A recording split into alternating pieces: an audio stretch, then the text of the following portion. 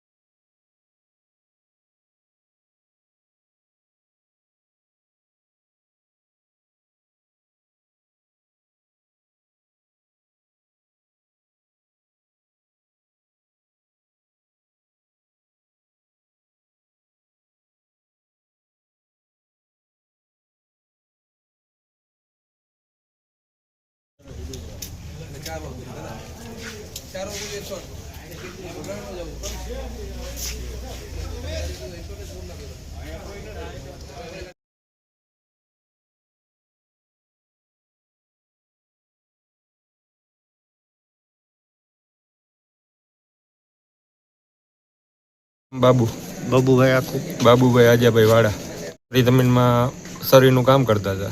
અમે તો જેસીબી લઈને ગયા તો એ લોકો તૈયારી સાથે જ આવ્યા હતા. સીધા અમારે 2-3 ભાઈઓ, 2 મારા કાકા સીધા માથે પાઇપ જ મારી દીધા. એની એ હતા હજી બહુ અમને ખબર નથી કેટલા જણા હતા. એ 4-5 તો દેખાણા હતા. અહીંયા સીધા અમને કંઈ બોલવાય ન દીધા, કંઈ નહીં, સીધા પાઇપ જ મારી દીધા.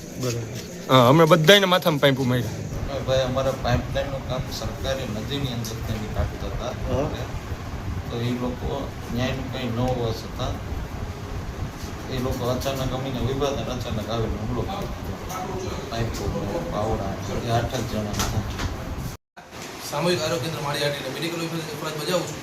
આજ રોજ રાત્રે 10:30 વાગ્યાની આસપાસ ધરમપુર ગામેથી 6 જણા અને કાતરાસા ગામેથી 1 જણા મારામારીમાં આવેલ હતા. બધાને ઈજાઓ તપાસતા મોટાભાગના દર્દીઓને માથાના ભાગે ઈજા જોવા મળે નથી. બધાને સારવાર આપીને વધુ સારવાર માટે જૂનાગઢ સિવિલ હોસ્પિટલમાં રેફર કરેલ છે.